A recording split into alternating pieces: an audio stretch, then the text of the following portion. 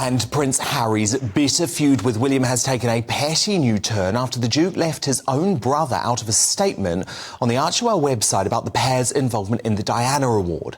The charity, set up in memory of their mother, the Princess of Wales, recognises young people's humanitarian work. And despite both Windsor brothers recording videos for a virtual awards ceremony, Harry airbrushed the future King's contribution from his foundation's website. Jenny Bond, a former royal correspondent who met Princess Diana many times before her death, has now weighed in on the sibling rivalry by insisting Diana would be the only person who could fix the rift between the warring princes because they both meant the world to her. So what do you think? Is the breakdown in Harry and William's relationship likely to be permanent? Dan at gbnews.com. Vote in our poll at gbnews on Twitter. But to debate this now, I'm joined by royal commentator Richard Fitzwilliams and the broadcaster, journalist and supporter of the Sussexes, Rebecca Twomey. So, Richard Fitzwilliams, do you agree with Jenny Bond that there's not really any hope left because there's no one who can actually bring Harry and William together again? Oh, I think it seems a perfectly reasonable statement because there is a reason for the deep rift that, alas, has broken up a relationship that we thought, and Spare, of course, had a very different dimension and showed that there was a lot of bitter rivalry in the past. We always thought was so tremendously close. I mean, there is no doubt that there's a fundamental problem here. You can't trust Harry. You can't trust Harry and Meghan, and I say this remembering what happened on Oprah and most recently with Spare and all the interviews he gave. I mean, Meghan, for example, saying I can say anything. I mean, she can't. At least you can't say anything and have people trust what you say. You can't confide in them because it will turn out either on television or indeed in a book. The problem is we don't know the Sussexes' plans, but they are completely unreasonable in my opinion because simply time after time they've been attacking the royal family, knowing perfectly well that it's almost impossible, point by point, for the royals to hit back. And they've done a lot of damage, especially in the 18 to 24-year-old group, where the royals' popularity has plummeted. So, no, I don't see an end to the rift, I'm afraid. So, Rebecca Twomey, Richard Fitzwilliams says there's no hope. He agrees with Jenny Bond. Why is he wrong? I mean, with the utmost respect, I think in any scenario, it would take a mother to reunite siblings together. I think we very much want to point aim at Meghan and say Meghan is to blame and Harry changed when he met her. But if you look at the trajectory of Harry's almost career as such, he was always very much in William's shadow. And I think for a long time he was happy with that. And then one day he'd had enough and wanted to carve out his own career and his own path. And he did step away from the royals and he did say, I want to do this myself. So I think with that statement that's come out, I think he was basically trying to honour the fact that he decided to leave the royal family, so he shouldn't really reference anything.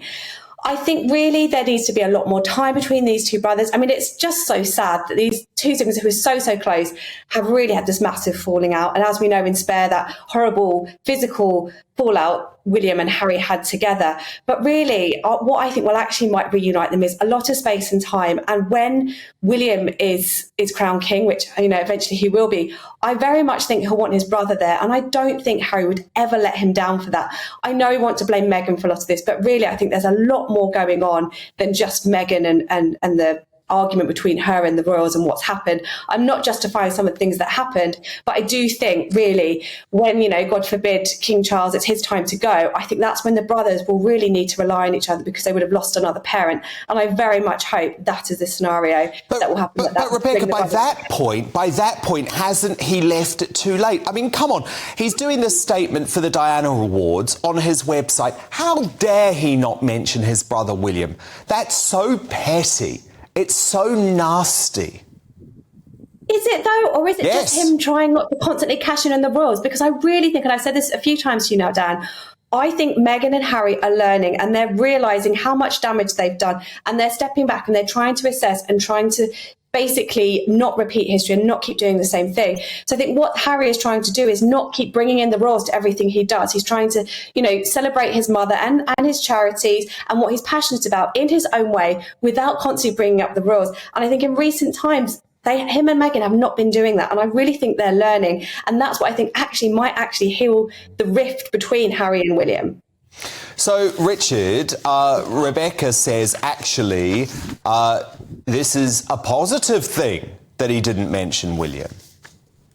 Well, I mean, I agree, obviously, with Rebecca in the theory that one day wouldn't it be wonderful if they were reunited? Absolutely, of course it would be, ideally. But in fact, everything that we've seen since they stepped down as senior working royals doesn't apparently, as I see it, since the royal family have been attacked time and time again, all those interviews about Spare, endless commentaries, and quite frankly, doing things sometimes that will take away the limelight from other royals. There have been all sorts of activities, and it's perfectly clear. Well, I mean, regarding a coronation one day, I mean, that's a long, long time, I'm presuming, in the future. Harry did come, after all, to his father's coronation, and putting it mildly, didn't stay. But how could the royal have communicated with him? I mean, he's got perhaps 2 more books, and could not anything you say appear in them? The problem is, what do they want to do? What is Meghan getting into politics? Does she want to be a philanthropist? What precisely? They've got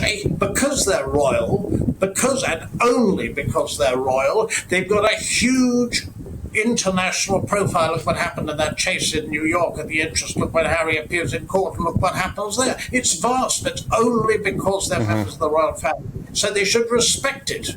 Indeed. Not attack it. Richard Fitzwilliams, Rebecca Twomey. Great clash. Thank you both so much. But what do you think? Is the breakdown in Harry and William's relationship likely to be permanent? From Diane. This is via Twitter. I can't see any way forward now for the brothers. King Charles may be forgiving, but as far as William is concerned, I think Harry has stepped way over the line. To be honest, Diane, I couldn't agree more. That is what I've heard for some time. William isn't going to forgive Harry. And one of the main reasons because of that is because of the way Harry has thrown Kate, his wife, under the bus. And I actually totally endorse William's loyalty to Kate on this. From Jeff, also via Twitter, Harry will come back to the UK when Meghan's finished with him. Cap in hand, want him back into the family. Of course, Charles will welcome him with open arms. Yeah, but I don't think William will. I'm from Duck. This is via the email, actually. Harry has a lot of growing up to do. His brother will wait. Your verdict is now in. 84% of you agree that Harry and William's rift likely to be permanent. 16% of you reckon they'll be able to sort it out.